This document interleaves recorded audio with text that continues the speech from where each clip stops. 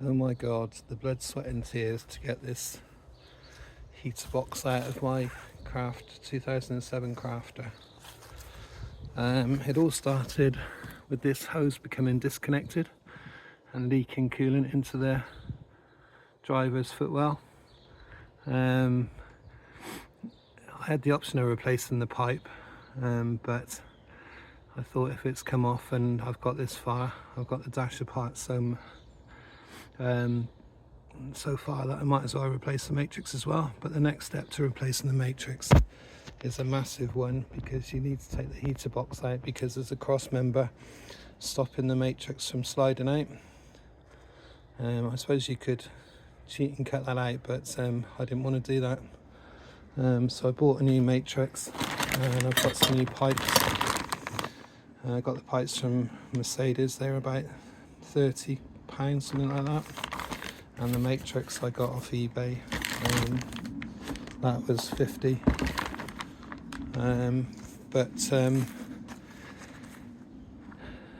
The job of getting it out, I spent the last couple of weeks, the weather hasn't been great, the van sat on the drive, so I've just spent the odd hour here and there, just taking everything apart basically. That's what it looks like in the cab at the moment, everything totally stripped. There's a couple of good videos on YouTube, but there was a few problems I did encounter which I couldn't find a solution for. The video on YouTube is a really good one, but it's a left-hand drive vehicle, so you've got to remember there's 5 bolts in the engine compartment, which you need to remove to be able to take the dash out. They're obviously on the other side. It took me a while to realise I've been looking on the airbox side, when in fact they're on the coolant behind the driver's, behind the steering.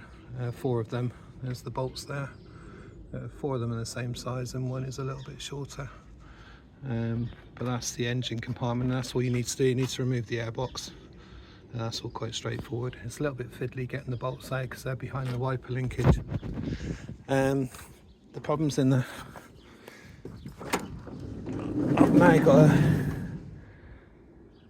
a van full of dash parts and I can't wait to start putting it back together. Some of the other problems I had in the video, it shows you trying to remove the steering 10mm hex bolt with a long breaker bar.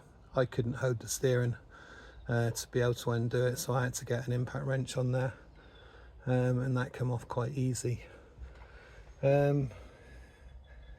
Most of the screws for all the dash components are the same size. They're ATP from Mercedes if you are short or manage to break any. They're all T25 hex.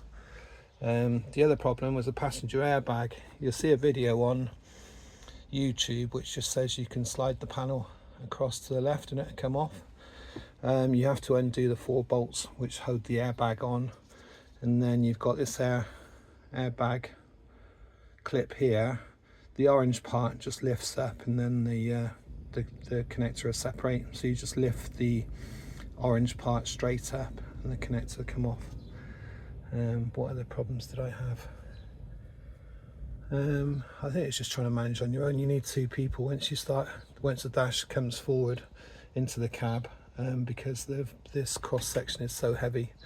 I couldn't disconnect all the cables around the fuse box here, so I've had to work around it.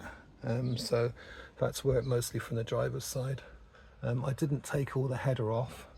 You can, as I've shown, you can get that heater box out without having to disconnect the cables. If you see the one going across the window on the driver's side, you've just got enough room to work if you unclip it from the A-pillar.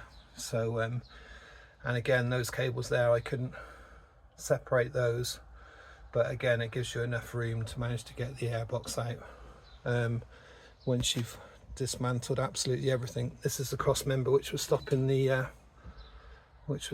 matrix coming out.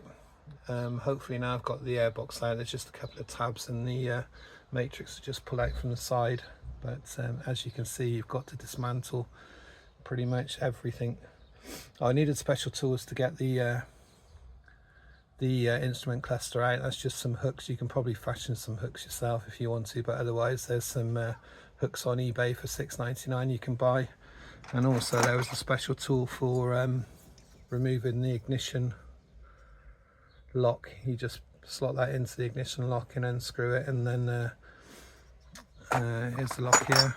This ring here comes off, and you can then take the ignition out.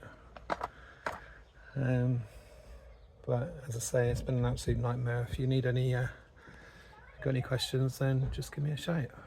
Hope this video is useful to somebody.